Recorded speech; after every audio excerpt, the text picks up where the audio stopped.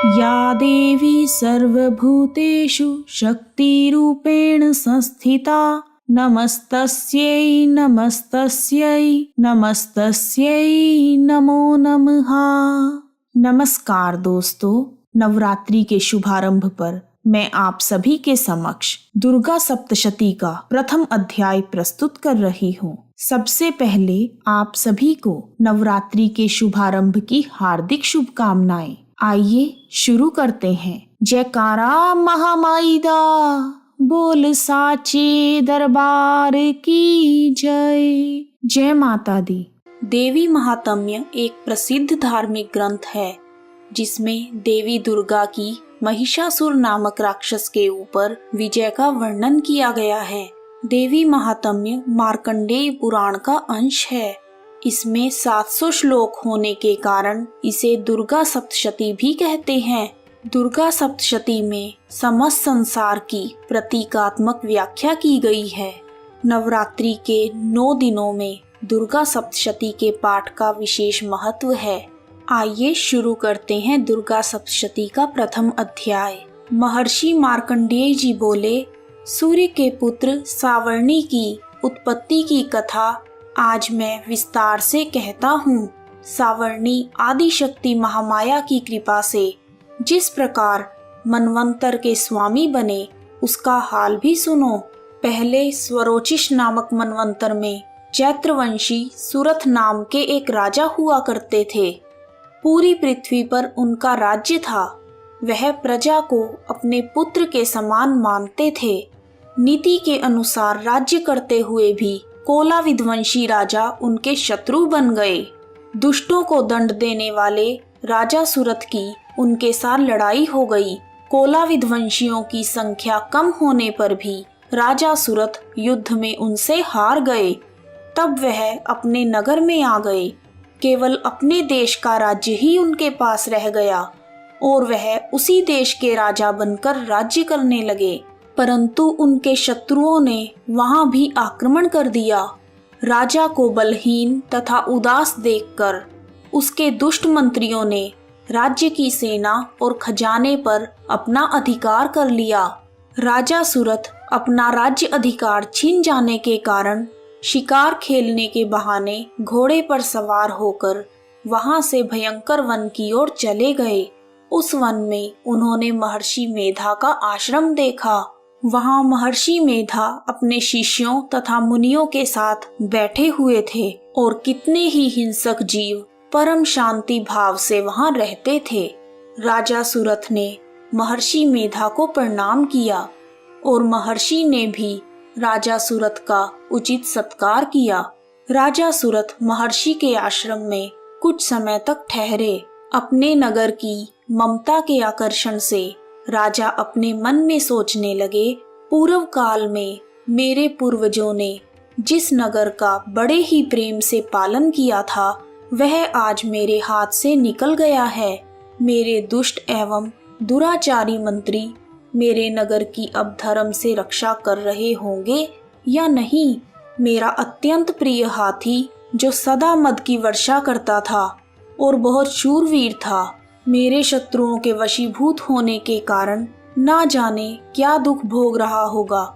मेरे आज्ञाकारी नौकर जो मेरी कृपा से धन और भोजन पाकर सदैव सुखी रहते थे और मेरे पीछे पीछे चलते थे, अब वह निश्चय ही दुष्ट राजाओं का अनुसरण कर रहे होंगे। मेरे दुष्ट एवं दुरात्मा मंत्रियों द्वारा व्यर्थ ही धन को व्यय करने से संचित किया हुआ खजाना अवश्य ही नष्ट हो जाएगा। इस प्रकार की बातें सोचता हुआ राजा निरंतर दुखी रहने लगा। एक दिन राजा सुरथ ने महर्षि मेधा के आश्रम के पास एक वणिक को देखा। राजा ने उससे पूछा, तुम कौन हो भाई? यहाँ आने का क्या कारण है और तुम मुझे बहुत ही दुखी दिख रहे हो? राजा के विनम्र वचन सुनकर वणिक ने महाराजा सुरथ को प्रणाम करके कहा, हे राजन, मेरा नाम समाधि है। मैं धनियों के कुल में उत्पन्न एक वैश्य हूँ। मेरे दुष्ट स्त्री और पुत्रों ने लोभ से मेरा सब धन छीन लिया है और मुझे घर से निकाल दिया है। मैं दुखी होकर इस वन में आ गया हूँ और यहीं रहता हूँ।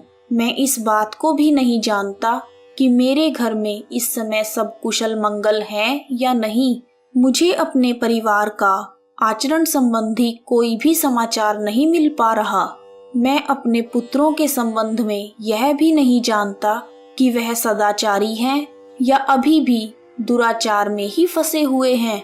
राजा बोले, जिस धन के लोभी स्त्री और पुत्रों ने तुम्हें घर से निकाल दिया, तुम उनसे इतना प्रेम क्यों कर रहे हो? वणिक बोला, मेरे विषय में आपका ऐसा कहना ठीक है, परंतु मेरा मन इतना कठोर नहीं है। यद्यपि उन्होंने धन के लालच में पड़कर पितृ स्नेह को त्याग कर मुझे घर से निकाल दिया है, तब भी मेरे मन में उनके लिए कठोरता नहीं आती।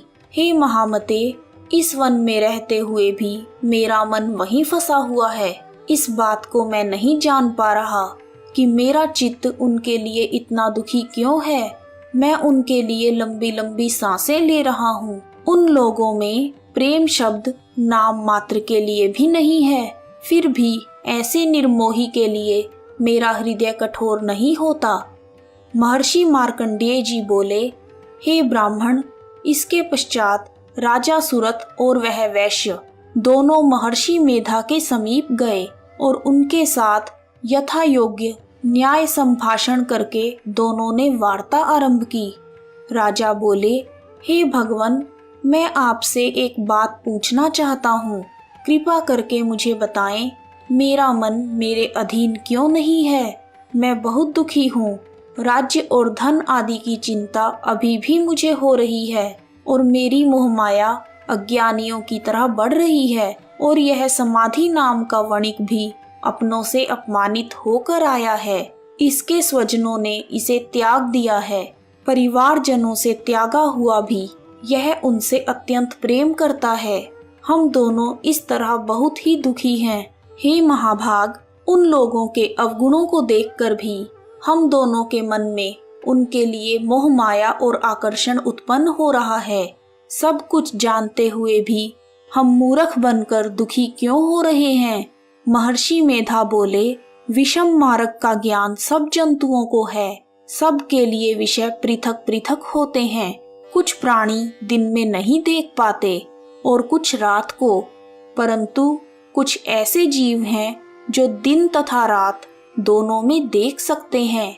यह सत्य है कि मनुष्यों में ज्ञान प्रधान है, परंतु केवल मनुष्य ही ज्ञानी नहीं होता, पशु पक्षी भी ज्ञान रखते हैं। जैसे यह पशु ज्ञानी है, वैसे ही मनुष्यों का ज्ञान है। और पक्षियों को देखो, जो अपने भूख से पीड़ित बच्चों की चोंच में कितने प्रेम से अन्न के दाने डालते हैं। हे राजन, ऐसा ही प्रेम मनुष्यों में अपनी संतान के प्रति होता है।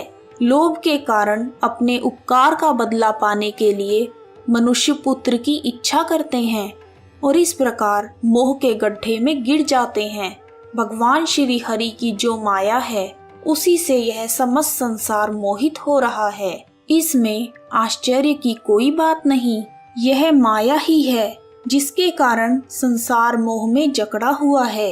यही महामाया भगवती देवी ज्ञानियों के चित्त हो बलपूर्वक खींचकर मोह में डाल देती है और उसी के द्वारा संपूर्ण जगत की उत्पत्ति होती है।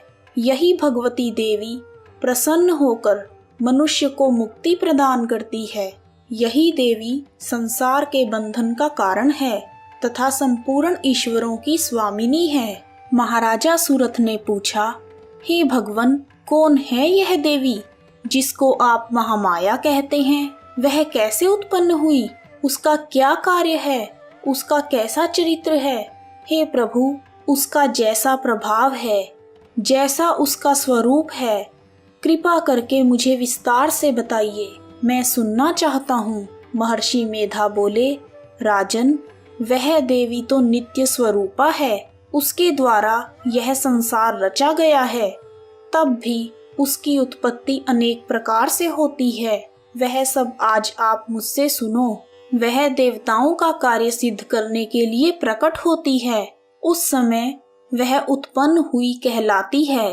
संसार को जलमय करके जब भगवान विष्णु योग निद्रा का आश्रय लेकर शेष शैया पर सो रहे थे, तब मधु और कैटभ नाम के दो असुर उनके कानों की मैल से प्रकट हुए और वह ब्रह्मा जी को मारने के लिए दौड़े। श्री ब्रह्मा जी ने जब मधु और कैटभ को अपनी ओर आते हुए देखा और यह भी देखा कि भगवान विष्णु योग निद्रा का आश्रय लेकर सो रहे हैं, तो वह उस समय भगवान श्री हरि को जगाने के लिए उनके नेत्रों में निवास करने वाली योग निद्रा की स्तुति करने लगे। ब्रह्मा जी ने स्तुति करते हुए कहा, हे देवी, तुम ही स्वाहा, तुम ही स्वधा और तुम ही वष्टकार हो। स्वर भी तुम्हारा ही स्वरूप है। तुम ही जीवन देने वाली सुधा हो। नित्य अक्षर प्रणव में अकार, उकार, मकार, इन तीनों माताओं के रूप में तुम ही स्थित हो। इनके अतिरिक्त जो बिंदुपथ अर्धमात्रा हैं, जिनका विशेष रूप से उच्चारण नहीं किया जा सकता, वह भी तुम ही हो। संध्या, सावित्री तथा परम जननी भी तुम ही हो। तुम इस विश्व को धारण करने वाली हो।